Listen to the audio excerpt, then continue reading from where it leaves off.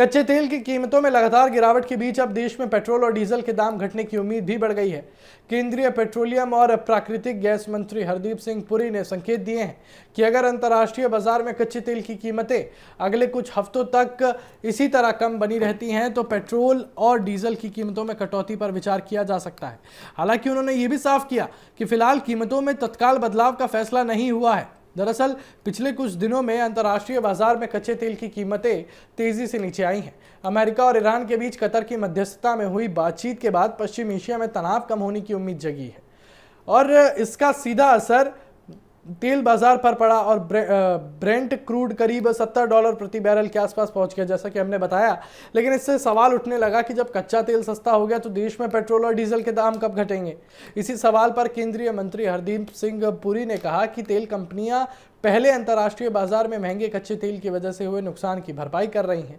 इसके अलावा सरकार देश की ऊर्जा सुरक्षा को मजबूत करने के लिए रणनीतिक तेल भंडार बढ़ाने पर भी काम कर रही है। इसलिए अंतर्राष्ट्रीय कीमतों में आई हालिया गिरावट का लाभ तुरंत उपभोक्ताओं तक पहुंचाना संभव नहीं है। मंत्री ने भरोसा दिलाया कि अगर अगले कुछ सप्ताह तक कच्चे तेल की कीमतें इसी स्तर पर बनी रहती हैं तो सरकार और तेल विपणन कंपनियां कीमतों की समीक्षा करेंगी। यानी आने वाले समय में पेट्रोल और डीजल सस्ता हो सकता है, लेकिन इसके लिए पहले ये देखना होगा कि अंतर्राष्ट्रीय बाजार में गिरावट स्थायी है या केवल अस्थायी। हरदीप पुरी ने यह भी कहा कि भारत ने पिछले कई वर्षों में वैश्विक संकटों के बावजूद पेट्रोल और डीजल की कीमतों को अपेक्षाकृत स्थिर रखा है। रूस यूक्रेन युद्ध और पश्चिम एशिया के तनाव जैसे हालात के बावजूद सरकार ने उपभोक्ताओं पर अतिरिक्त बोझ कम रखने की कोशिश की है।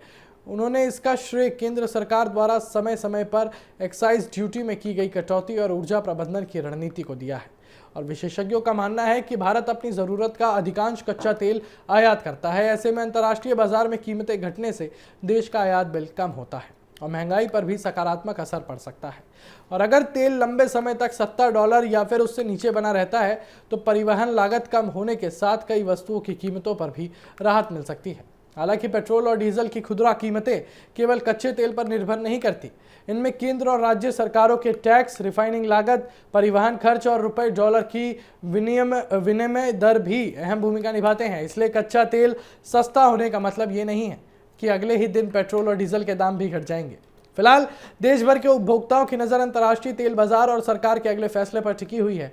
और अगर वैश्विक हालात सामान्य बने रहे और कच्चे तेल की कीमतों में गिरावट बरकरार रही तो आने वाले हफ्तों में पेट्रोल और डीजल के दाम कम होने की संभावना से इनकार नहीं किया जा सकता। लेकिन हाँ, फिलहाल सरकार का संदेश साफ है कि पहले बाजार की स्थिरता देखी जाएगी, उसके बाद ही किसी राहत का फैसला लिया जाएगा।